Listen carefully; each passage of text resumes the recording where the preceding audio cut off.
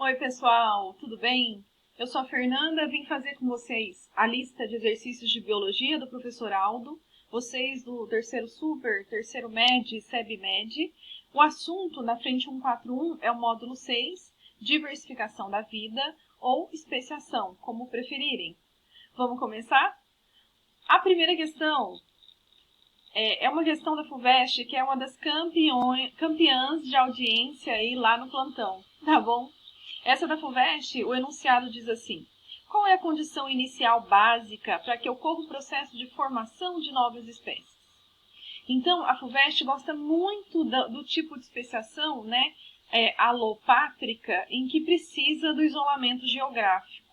Então, a FUVEST, geralmente, quando ela aborda a especiação, é alopátrica com isolamento geográfico. Na especiação simpátrica, ela vai ser muito específica no enunciado, vai dar alguns detalhes a mais, tá?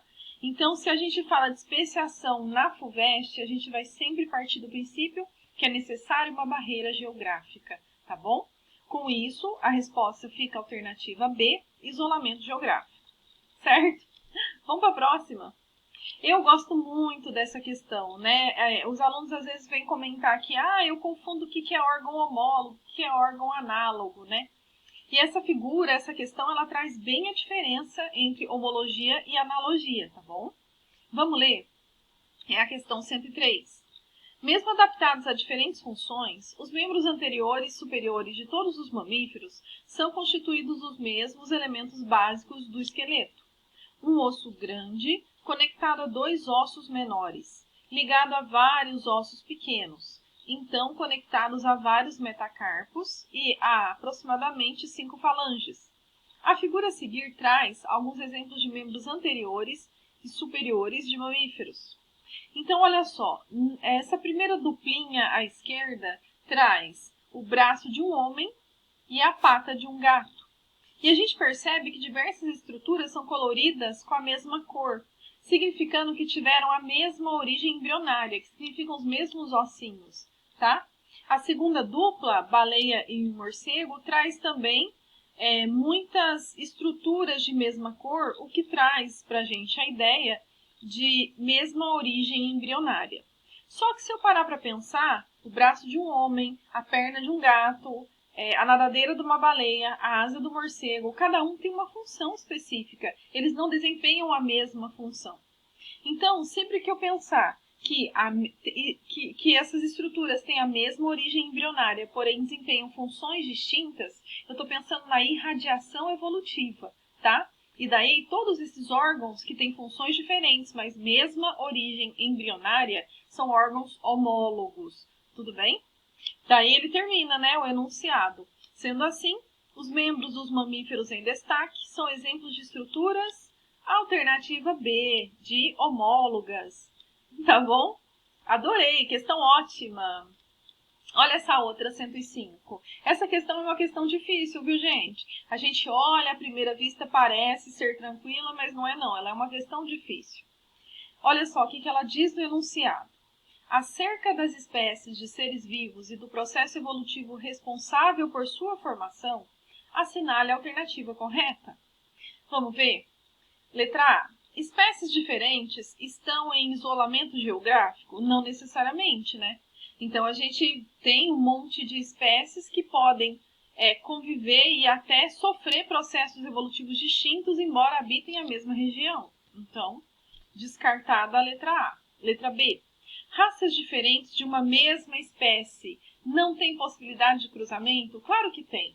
Se eles estão dentro da mesma espécie, qual é o conceito de espécie? Indivíduos que são capazes de produzir descendentes férteis, né? Então, a B, ela não está correta, não tem coerência aí no que ela está dizendo. A letra C, ela traz híbridos resultantes do cruzamento de espécies diferentes não geram descendentes férteis. Olha que legal essa alternativa. Imagina que eu tenho a espécie A e a espécie B, ou seja, duas espécies distintas. São capazes de formar descendentes férteis? Não são. Então, quem é o descendente que pode ser gerado em algumas situações a partir do cruzamento de espécies diferentes? Eu chamo de híbrido. Fer, esse híbrido não é uma terceira espécie? Não, ele é só um híbrido, ele é só uma mistura das duas espécies anteriores. Inclusive, ele não é capaz de deixar descendentes, tá bom? Então, nessa pergunta, né, a alternativa correta é a letra C. Híbridos resultantes do cruzamento de espécies diferentes não geram descendentes férteis. Então, na minha opinião, é uma questão difícil. Vamos ver a letra D? A separação de dois grupos por uma barreira física necessariamente gera novas espécies? Não, né, gente? Se não ocorrerem mutações e cruzamentos, né, e se essa separação dos grupos não for por um tempo muito, muito grande, não necessariamente a gente vai ter formação de novas espécies. Ficou por um tempo aí uma barreira geográfica separando duas subpopulações. A partir do momento que essa barreira for rompida, se essas subpopulações se encontrarem e produzirem ainda descendentes férteis, elas pertencem à mesma espécie. Então, nada a ver. E a letra E, né? Só como tira-teima. A formação de novas espécies sempre é determinada pela variação na ploidia. Não é bem assim, né? A gente tem, claro, que nos animais, normalmente a gente considera o número de cromossomos específico para cada espécie. Mas pode acontecer de espécies distintas terem, por exemplo, o mesmo número de cromossomos.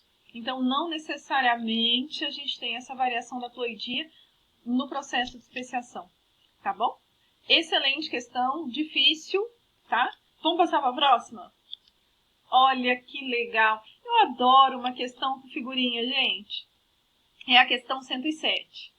Observe a figura. Então, eu tenho uma asa de morcego, uma asa de inseto e uma asa de ave. Aí eu pergunto para vocês, qual é a função de uma asa?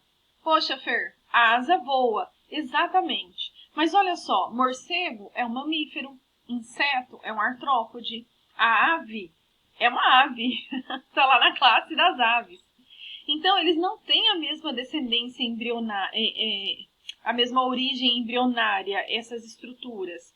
Porque em cada grupo eu tenho um ancestral específico. Eu tenho um ancestral só de mamíferos, um ancestral de artrópodes e um ancestral de aves, tá? Tendo ancestralidade distinta, não tendo homologia entre as estruturas, elas desempenhando a mesma função, ou seja, o ambiente convergiu a estrutura, separou a estrutura como a mais adaptada para aquele meio, né? Eu estou falando de convergência adaptativa. Então, vamos terminar o enunciado. As asas dos morcegos, das aves e dos insetos apresentam a mesma função, que é a de adaptar o organismo ao voo. Em evolução, órgãos de diferentes origens embrionárias e que desempenham a mesma função são denominados análogos, né? Fazem a mesma função, origem embrionária distinta, tá bom? Órgãos análogos. Não tem nem o que pensar. Amei essa questão, amo questão com figurinha. Ó, mas vamos para a próxima aí. Considere os itens a seguir. 1. Essa questão, gente, precisamos de muita atenção na leitura, tá? 1. As asas de um pinguim, assim como as nadadeiras de um peixe, permitem o deslocamento na água. No entanto, essas estruturas têm organização interna bem diferente, ou seja, são estruturas que têm origens embrionárias distintas, porém desempenham a mesma função. Mesma função com origem embrionária distinta, órgãos análogos. E o processo que forma a analogia de estruturas é a convergência adaptativa. O que é isso? É o meio selecionando um tipo de estrutura. Nesse caso, a água seleciona estruturas que permitem, né, a esses organismos, capacita eles de nadar. Então, a 1 é convergência adaptativa. Vamos ver a 2.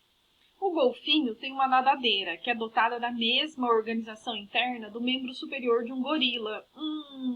Golfinho e gorila, mamíferos, com a mesma organização interna. Calma, Fer, golfinho nada, gorila sobe em árvore. Funções diferentes. Funções diferentes com a mesma origem embrionária. Como é que chama esse processo?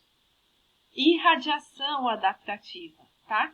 Então, ele pede para a gente relacionar os itens 1 e 2 com A, homologia, B, analogia, C, irradiação adaptativa e D, convergência adaptativa. Como é que fica? O 1 sendo analogia e convergência, 1, B e D, ou 2, A e C. Então, eu tenho a alternativa E, 2, A e C. Tudo bem? Tranquilo? Mais ou menos, né? Mas é uma boa questão, uma questão que depois que a gente faz ela, que a gente entende a resposta, a gente fala, caramba, dominamos os conceitos de radiação e convergência. E é isso, minha gente. Obrigada, bom estudo para vocês.